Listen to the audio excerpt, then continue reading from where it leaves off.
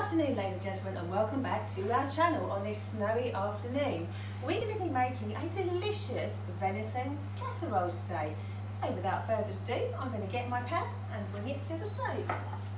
I'm going to put my stove on up to about a number 7. And I'm going to put some of my delicious venison meat in there. Oops. I'm going to put probably about half of it in. Move that to one side.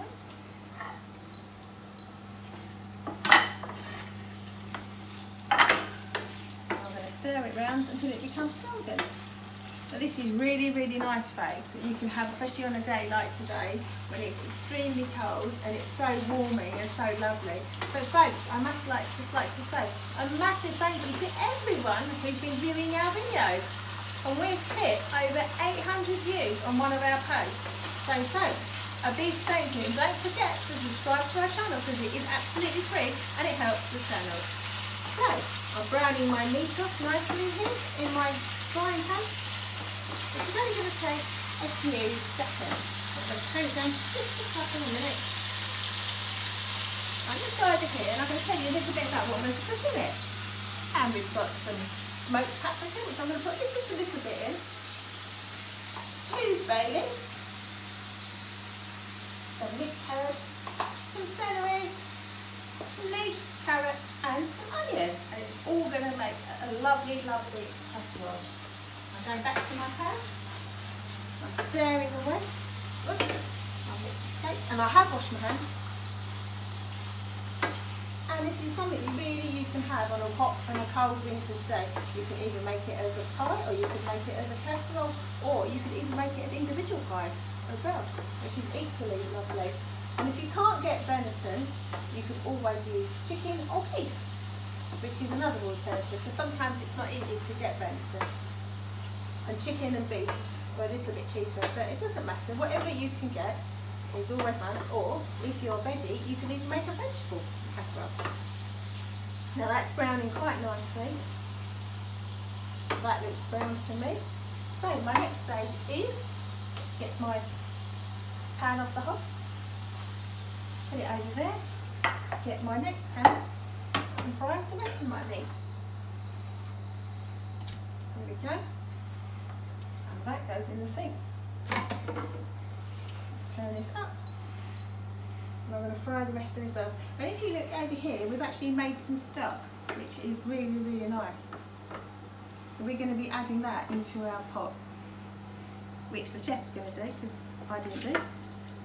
Whoops, I'll probably get points deducted for that. And this is going to brown just like the other bit did. So folks, it's coming up to Valentine's Day. We're going to be making 3 different desserts. What desserts are you going to be making for your loved ones? Obviously we're inside now because it's lockdown, but what are you going to be making? And maybe you've got some suggestions about what we can make. So drop us a comment and hit the bell and let us know what you're going to be doing this Valentine's Day in lockdown. And my meat is sizzling away nicely. It looks lovely. This is really getting brown. I need a lot of rust action here. You do.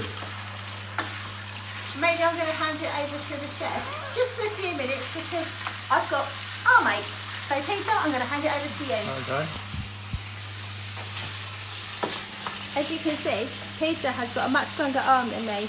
That's why you should say you never trust a skinny chef. Right, while you're doing that, Susie, I'm going to get your vegetables started off. So we'll get them browned off as well. There we go. I'm going to add a little bit of veg oil. That'll come up to temperature quickly. You see, sealing the meat off. Plenty of colour. And it goes into our big brown pot. Yeah. And this came from our fantastic butcher in Ongar. Yes, hello Chris. This is meat is probably the best organic and quality meat in Essex as far as we're concerned. And we love it's worth travelling just to get Kitty's meat. Go to Hocking Butchers and see the lovely Chris. Yeah. And he's so friendly and so helpful. We like Chris. And this is what came. And he does do some beef and chicken, so if you want some beef and chicken, if you can't afford venison, it's equally as nice. Exactly. So he's just going to put his onions in. Wow, listen to that sizzle. Good old sizzle. You see the venison is good and sealed now? And you're going to put it into this pot. I'm going to put it in there. Like that. Wow, that is lovely. Add a bit more onion. This is where professionalism comes into play. Pizzas can cost £2 at one time. £2 at once, double panning. Is that what that's called? You always see us like tossing and you go, ooh. Keep it clean, keep it clean, keep the children watching. And unfortunately the sous chef couldn't make it today, so we've got the ex-chef. We've got a little chef here today, keeping an eye on things, making sure progress is going along at the desired speed. And what onions did you use, Peter? It's just regular Spanish onions, all the way from our local farm shop. If you can't have Spanish onions, and you can't get them, can you just use ordinary little white onions? Yeah, you can use any variety of onions, I think, but obviously this time of year, just get what is seasonal and the best value. Understandable. Obviously, you know, and could you use red onions if you wanted to? If you couldn't get white? White? Yeah. Why not? What's the difference between red onions and white onions? Is it because they're sweeter? Flavour, really. I think the red onion is a lot smoother and not quite as sharp, and it's a little bit milder in some respects. It's a much more good salad onion and so forth. Yeah. But certainly this Spanish onion will do fine for our casserole. And what wine was Jay with this? Come on. Oh, me wine.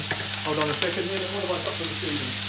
I think I'm going to be using a nice bottle of Spanish Agile wine, which is a very good robust wine. It's a bit like a Rioja and a sort of mix in between, but excellent, strong, robust wine to go with the casserole. And because most people don't know that, but I don't really, I'm not a red wine drinker, can you have white wine with it? Well, you can, no one's going to tell you anything these days. You can drink what you like and whatever makes you happy. I think most people are having a little drink now, we're in lockdown, to cheer themselves up. Exactly. This is a Greek skill. This is called tossing the onions. Tossing the onions. And remember, folks, if we want to get our children involved, remember we don't let them go near the stove because they can burn themselves. But there's no reason why you can't do chopping your vegetables together as a family. No, it's a good family job to do. And we will be doing a pudding possibly later, which we'll be uploading later as well. So maybe you could get the casserole in the oven and then we'll have a go at pudding for you. Yeah, excellent. It smells absolutely delicious, I have to say. The onions are starting to brown a little bit now, getting all the good flavours coming out. Is it true that you have to make them clear? You can cook them down so they're slightly opaque, but it'll take a bit longer. I'm just going to cook it down so it's starting to brown and it's just starting to change colour a bit. It's so good having a professional chef in the house. It just gives better flavour when it's cooked a bit.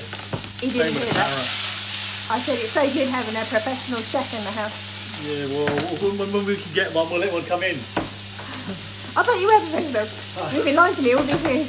There we go, next one, onion's done. Going into the pot. Going into our pot. There you go. At a super-sized pot. I'll probably drain some of that oil off in the end. Celery in. Oh, it's tough in your pan. Look at that. Here I've got some fresh thyme and 2 bay leaves. So I'll pop that in, just give them a little bit of a toss in with the carrots, and I'll add that in with the casserole. There we go. Look at that red section. I could never do this. If I did that, ladies and gentlemen, I'd probably spill it all over the hob. So it's probably not a good idea. And do you actually like casseroles, don't we? We actually really like warming. We do. At this time of year, can't go wrong really with a good old hearty casserole.